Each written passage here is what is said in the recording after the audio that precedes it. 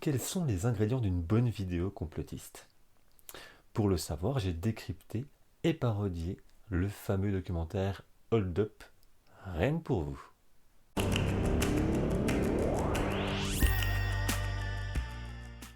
Bonjour à tous, c'est Mikadoc, j'espère que vous allez bien et que vous êtes prêts à finir l'année en beauté.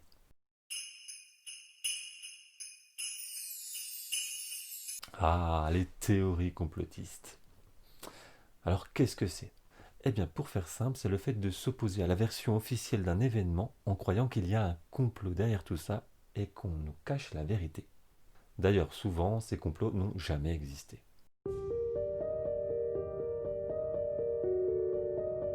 Cette vidéo, j'ai décidé de la faire après avoir visionné le film Hold Up Retour sur un chaos. C'est un film qui a fait le buzz sur internet et les réseaux sociaux car il a comme objectif de dévoiler un complot mondial qui entoure le coronavirus. Pour me faire une opinion, je l'ai regardé entièrement. Et c'est long, 2h46 de film. Alors ensemble, décryptons les procédés qui sont utilisés dans ce film et qui en font une vidéo complotiste à part entière. Les ingrédients d'une bonne vidéo complotiste. Une voix sérieuse et une musique angoissante, plein de choses tristes, des raisonnements rapides avec de fausses informations, des documents sans source et des invités bien choisis. Alors pas d'extrait de film dans ma vidéo, mais plutôt des reconstitutions que j'ai faites moi-même, plus ou moins fidèles à ma manière, pour que vous compreniez bien de quoi il s'agit. Une voix sérieuse accompagnée d'une musique angoissante. Tout au long du film, 2h46 je vous le rappelle, une voix off et une musique qui font peur nous accompagnent. Petite reconstitution de cette technique utilisée dans le film. Bien entendu, toutes les informations de cette séquence sont fausses et inventées de toutes pièces. La Terre. Notre Terre. 7 milliards d'habitants et pourtant si petite à l'échelle de l'univers. Une planète magnifique qui a vu se développer la vie dans toute sa splendeur. Cette vie, nous le devons essentiellement aux virus qui ont synthétisé de l'ADN dès qu'elles sont nées les premières cellules. Pourtant aujourd'hui, un virus inconnu décime notre planète, le SARS-CoV-2. D'où vient-il? Quel secret se cache derrière son apparition? Et si la réponse se trouvait tout simplement ailleurs, loin de nous, très loin de nous? Notre univers compte 240 milliards de planètes, dont 100 millions, qui possèdent toutes les caractéristiques pour être habités par des êtres vivants. Nous ne sommes donc pas seuls dans l'univers. Et si ce virus inconnu et mortel avait été envoyé par une civilisation extraterrestre? Est-ce que la Covid-19 ne serait pas leur solution ultime pour réduire la population terrienne afin de préserver la planète Terre? Tant de questions se bousculent dans ma tête. Ici, ce que dit la voix off n'est pas très important. Il suffit de voir les images combinées à la voix off et à la musique angoissante pour faire peur aux spectateurs. En effet, le réalisateur fait tout pour nous faire éprouver ce sentiment de crainte et de malaise. Grâce à cette technique, il dirige nos émotions. Des fonds noirs, des visages et des musiques tristes.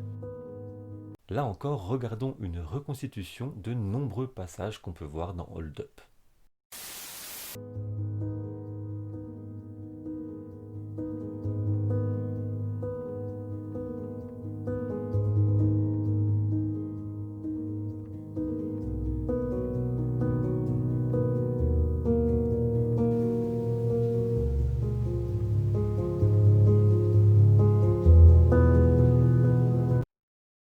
Qu'avez-vous ressenti en regardant cet extrait? De la tristesse sans doute. Là encore, le réalisateur nous amène à un certain état émotionnel. En gros, il manipule nos émotions grâce au montage. La musique triste, les zooms sur les visages, les fonds noirs, etc. En changeant quelques éléments de cette séquence, nos émotions ne seraient pas les mêmes.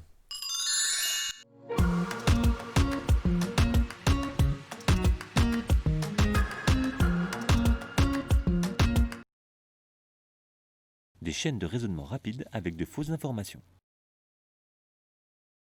Une chaîne de raisonnement, c'est un enchaînement de petites séquences avec quelques éléments de vérité et beaucoup de fausses informations. Tout va très vite et on a l'impression que tout est logique, alors que pas du tout. Pour être plus clair, je me suis là encore essayé à ce petit exercice. Là encore, tout est faux dans ce que vous allez voir. Dragon Ball Super est le manga populaire par excellence. Il a séduit plus d'1 demi-million de spectateurs en France. Pourtant, il cache un bien lourd secret. Regardez le titre. On distingue très nettement que les lettres qui le composent forment le mot drogue. Si l'on regarde de plus près, les lettres restantes composent très distinctement le mot parlant. Parlant. Ce village du Cantal qui a vu exploser sa consommation et son trafic de drogue. Mais attendez la suite. RR. Vous connaissez ce logo qui apparaît régulièrement dans Dragon Ball? Il représente l'armée du ruban rouge que combat Sangoku. Ruban rouge. Ça ne vous évoque rien? La journée mondiale contre le cancer. La curiosité me pousse à effectuer une recherche plus approfondie. Je retrouve ce sigle RR. Risque relatif. Sans surprise, nous retrouvons une institution pharmaceutique à l'origine de ce terme. L'Institut national du cancer. La prise de drogue ne représenterait donc qu'un risque relatif pour notre organisme? Toutes ces informations me donnent le vertige. Mais pourquoi cet institut aurait intérêt à diffuser ce message? La réponse est là, sous nos yeux. La consommation de cannabis favorise le cancer.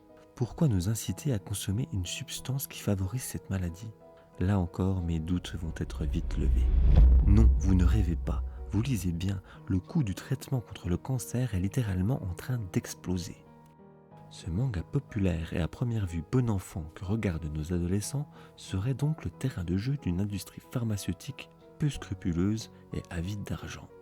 Pour qui nous prend-on? Que nous cache-t-on encore? Même moi, je suis perdu. Vous vous en doutez, tout a été monté de toutes pièces dans cet extrait. Il m'a suffi de faire des liens hasardeux sur des sujets complètement différents, comme Dragon Ball Super et la drogue, ou la drogue et le cancer. C'est très facile à faire et très rapide, surtout aujourd'hui avec Internet.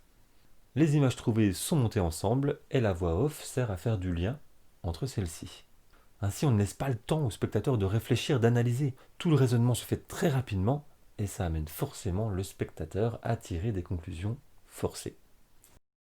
Des documents sans source et hors contexte. Dans Hold Up, de nombreux documents sont montrés. Des extraits de vidéos, de sites, de documents soi-disant officiels. Le problème, c'est qu'on ne connaît ni la date, ni l'auteur, ni là où ça a été trouvé, donc rien n'est vérifiable. Facile alors d'avancer des théories bancales. Preuve à l'appui avec cet extrait que j'ai monté dans lequel aucune source n'est mentionnée.